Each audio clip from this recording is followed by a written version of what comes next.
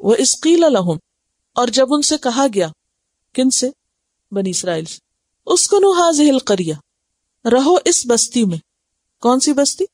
بیت المقدس۔ پیچھے بھی بات ہو چکی، سورۃ المائدہ آیت 21 میں آپ پڑھ چکے ہیں۔ کیا کہا گیا تھا وہاں؟ ادخلوا الارض المقدسۃ التی کتب اللہ لکم، داخل ہو جاؤ اس مقدس بستی میں جو اللہ نے تمہارے لیے لکھ دی تھی۔ اور قریہ کس سے ہے؟ قاف رے یہ قریون۔ قریون کا معنی ہوتا ہے جمع ہونا۔ قریون کا کیا معنی؟ تجمع، اکٹھا ہونا۔ تو قریہ کو قریہ کیوں کہا گیا؟ لوگ اس میں اکٹھے ہو کے رہتے ہیں۔ عام طور پر ہمارے ہاں قریہ قریہ، بستی بستی، قریہ کس کو سمجھتے ہیں؟ ولیج کو یا چھوٹی جگہ کو۔ حالانکہ قریہ لازمی طور پر چھوٹی بستی نہیں ہوتی، چھوٹی بھی ہو سکتی، بڑی بھی ہو سکتی۔ مثلا مکہ کے لیے قریہ کا لفظ استعمال ہوتا ہے، سورۃ محمد آیت 13 میں آتا ہے، اور کتنی ہی بستیاں، کتنی ہی قریہ تمہارے قریے سے زیادہ طاقتور تھیں، زیادہ قوی تھیں، یعنی ان کے پاس زیادہ ساز و سامان تھے۔ تو یہاں قریہ کس کو کہا گیا؟ مکہ کو۔ حالانکہ مکہ کوئی چھوٹا سا شہر ہے، بہت بڑا شہر ہے۔ وَكُلُوا، اور کھاؤ، منہا، اس میں سے، حیث شئتم، جہاں سے تم چاہو، یعنی کسی بھی حصے سے۔ وَقُولُوا، اور کہو، حتتن، حتتن کیا مانا؟ معاف کر دے، ہمارے گناہ ختم کر دے۔ وَادْخُلُوا الْبَابَ، اور داخل ہو جاؤ دروازے میں۔ دروازے سے مراد یہاں یا تو اس بستی کا، اس شہر کا دروازہ ہے، یا پھر ہیکل کا دروازہ، مسجد کا دروازہ۔ سجدن، سجدہ کرتے ہوئے، یعنی خشوع و خضوع کے ساتھ، جھکتے ہوئے۔ اب یہاں سجدے سے مراد کون سا سجدہ ہے؟ شکر گزاری سے جھکنا۔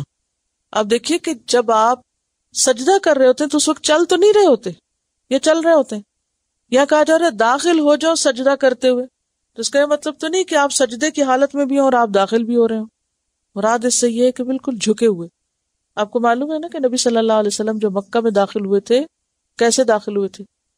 جب مکہ فتح ہوا تھا اور آپ مکہ میں داخل ہوئے تھے تو اس وقت آپ فزیکلی اتنا جھکے ہوئے تھے کہ آپ کی داڑھی کے بال جو تھے وہ اونٹ کے کجاوے کو لگ رہے تھے، بالکل عاجزی اور انکساری کے ساتھ، کوئی فخر نہیں، کوئی تکبر اور غرور نہیں، اور کوئی کسی کو لیٹ ڈاؤن کرنا نہیں کہ دیکھو تم وہی ہو نا جنہوں نے مجھے نکالا تھا اور دیکھو آج میں تم پہ غالب آ گیا، نہیں، بلکہ بہت عاجزی کے ساتھ۔ تو اس سے مراد کیا ہے کہ دروازے سے داخل ہو جو سجدہ کرتے نہیں، یا تو بستی میں داخل ہو عاجزی کے ساتھ، تمطراق کے ساتھ نہیں، تکبر کے ساتھ نہیں، یا یہ ہے کہ مسجد کے دروازے سے جب اندر آ جاؤ تو پھر تمہارے اندر کیا کیفیت ہو؟ عاجزی کی، خشوع و خضوع کی۔ نغفر لکم خطیئاتکم، ہم بخش دیں گے تمہارے لیے تمہاری خطائیں۔ تو یہاں بخشش کا سبب کیا چیز بن رہی ہے؟ عاجزی، خشوع۔ ایک ہوتا ہے خطا اور ایک ہوتا ہے خطیئہ۔ اب یہ فرق آپ کو مترادفات القرآن میں ملے گا۔ خطا کون سی چیز ہوتی ہے؟ خطا ہوتی ہے بھول کے کی جانے والی چیز، بھول کے کی جانے والی غلطی، اور خطیئہ ہوتی ہے جان بوجھ کے کی جانے والی غلطی۔ اسی لیے خاطئ اور مخطئ دو لوگ ہوتے ہیں۔ خاطئ جو ہوتا ہے خطیئہ سے ایسا خطا کار جس کے اوپر ملامت کی جاتی ہے، اور مخطئ جو خطا سے معذور ہوتا ہے، جو بھول کے کر گیا۔ نغفر لکم خطیئاتکم، اور ذرا مغفرت کا معنی پھر مجھے دہرا دیجئے، جو بہت دفعہ آپ کو بتایا، کہیں بھول نہ جائے۔ کس سے نکلا مغفرت؟ غفر سے، مغفر سے۔ کیا دو چیزیں ہیں اس میں؟ ستر الذنب و تجاوز عنہ۔ خالی ستر الذنب نہیں ہے، تجاوز عنہ حصہ ہے۔ اگر کوئی کہے کہ خالی ستر الذنب ہے تو یہ کافی نہیں، گناہ کو ڈھانپنا نہیں صرف، بلکہ کیا کرنا ہے؟ درگزر بھی کرنا، اس کو چھوڑ دینا۔ کیونکہ اگر ڈھانک دیا جائے اور پکڑ لیا جائے تو بات نہیں بنتی نا۔ بخاری کی ایک حدیث میں آتا ہے اللہ تعالیٰ قیامت کے دن ایک بندے کے جب گناہ دکھائے گا اور وہ پریشان ہو جائے گا کہ اب تو میں ڈوبا، اب تو میں بچ ہی نہیں سکتا، سارے گناہ سامنے آئیں گے، اور اس وقت وہ کہے گا اب تو میں گیا، تو اللہ تعالیٰ فرمائیں گے قد سترتھا علیک فی الدنیا، میں نے دنیا میں بھی تیرے ان گناہوں کو ڈھانپ دیا تھا، کسی کو نہیں پتا چلا تھا کہ تو نے یہ گناہ کیا تھا۔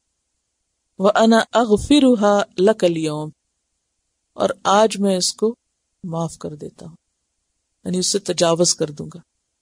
تو اس میں ستر اور تجاوز دو چیزیں الگ الگ ہو گئی نا.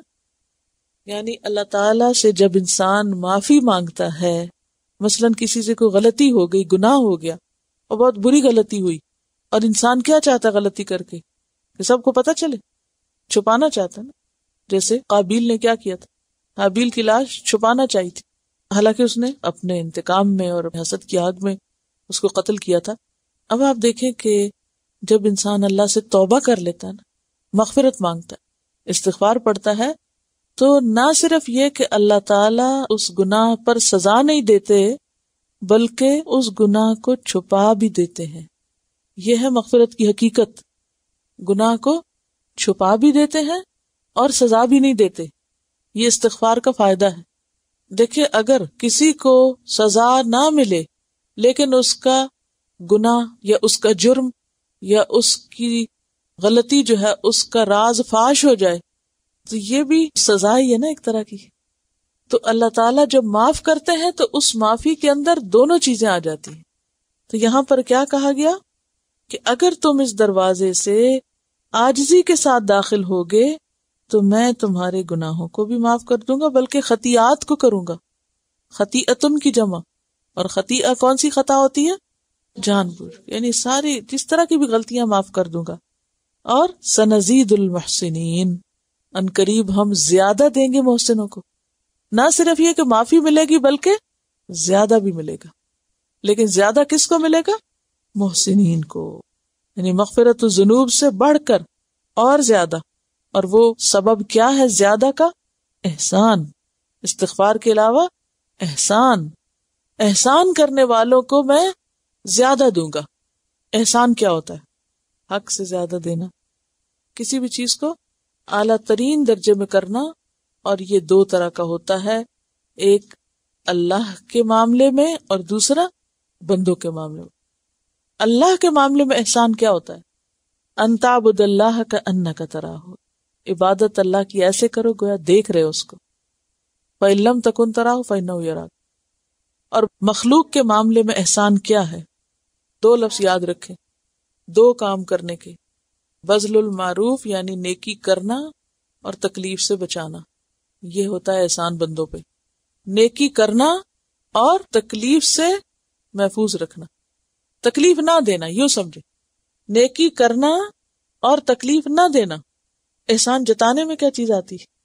نیکی کرنا اور جتانا. تو احسان کیا ہے پھر؟ نیکی کرنا اور تکلیف نہ دینا. یہ بندوں کے ساتھ احسان ہوتا ہے. یعنی نیکی کر کے یہ احسان کر کے اس کو نہ جتانا. نیکی کر سمندر میں ڈال. اس میں آپ دیکھیے کہ کیا کیا آتا ہے. نیکی کرنا کسی کے ساتھ. اب احسان کرنا تو پورا پورا کریں کیونکہ سنزید المحسنین ہے نا. ساری چیز سمجھیں اچھی طرح، پریکٹیکل لیول پہ لائیں اس کو. محسن کون ہوتا ہے، محسنین کون ہوتے ہیں. اب آپ نے پڑھا کہ بھئی احسان کرنا، اور احسان کرنا کیا ہے؟ نیکی کرنا اور تکلیف نہ دینا، اذیت نہ دینا. تو پہلا حصہ ہے نیکی کرنا. کیا نیکی کرنا؟ کسی کی مشکل میں کام آنا، کسی کی ضرورت میں اس کے کام آنا. عام طور پر لوگوں کی نفسیات کیا ہوتی ہے کہ جب دیکھا نا کہ کوئی ضرورت مند ہونے لگا ہے، لوگ اسے بھاگنا شروع کر دیتے ہیں کہ اب ہم سے یہ مدد مانگے گا. تو آپ دیکھیے جب ہم ہی کسی کے ساتھ احسان نہیں کرنا چاہتے تو زیادہ کے مستحق ہم کہاں سے آگے. اکثر لوگ کسی کے کام سے بھاگتے، نظر چراتے کہ کوئی ہمیں دیکھ کے کچھ کہہ نہ دے. حدیث میں آتا ہے، مسلم کی حدیث ہے، اللہ فی عون العبد ما کان العبد فی عون اخیہ. جب تک بندہ اپنے بھائی کی مدد میں ہوتا ہے اللہ اس کی مدد میں ہوتا ہے. اور اس کے لیے کسی مہم پہ جانے کی ضرورت نہیں ہے. ایسی بے شمار نیکیاں راستے میں پڑی آپ کو مل جائیں گی جو آپ کر سکتے.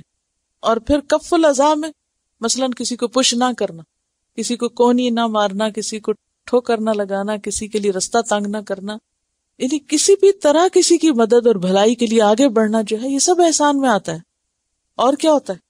کسی کی حاجت پوری کرنا. حدیث میں آتا ہے، بخاری کی حدیث ہے، من کان فی حاجت اخیہ کان اللہ فی حاجتہ.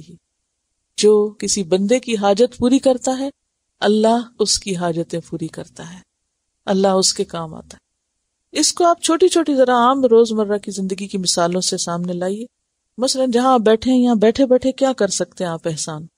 مثلا بیٹھنے میں آپ اپنے آپ کو اس طرح بچا کے بیٹھیں کہ آپ کے ہلنے سے دوسرے کا بازو نہ ہلے کہ اس کا لکھا ہوا کچھ سے کچھ ہو جائے. اور کسی کا اگر سبق کچھ مس ہو گیا ہے تو اس کو پورا کرا دیں. اور کوئی ایسی حرکت نہ کریں کہ جس سے ڈسٹربنس ہو رہی ہو. صفائی کا خاص خیال رکھنا، یہ نہیں کہ آج ہماری باری ہے چلو کوئی بہانہ ڈھونڈے اور چلتے ہیں. اب جہاں ایک طرف یہ ذمہ داری ہے کہ اگر کسی کا چھٹ جائے تو اس کو پورا کرائیں، وہاں دوسری طرف ایک اور ذمہ داری بھی ہے کہ بار بار اس کو ڈسٹرب کر کے یہ نہ کہا جائے اچھا کیا لکھا تم نے مجھے بتاؤ، اور اس کا سنا ہوا بلوا دے. قرآن پاک میں محسنین کے لیے بہت سی خوشخبریاں آتی ہیں.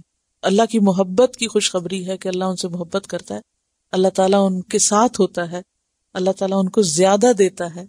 لیکن یہ سب کچھ لینے کا وہی اہل ہو سکتا ہے جو خود بھی تو یہ کرے کہ دوسرے کو اس کے حق سے زیادہ دینے والا ہو. نیکی کے لیے انکریج کرنا، اگر کوئی کر رہا ہو تو اس کو شاباش دے کے، ایک تھپکی دے کے اس کا حوصلہ بڑھا دینا، یہ بھی اسی میں آتا ہے، یہ بھی احسان میں ہے.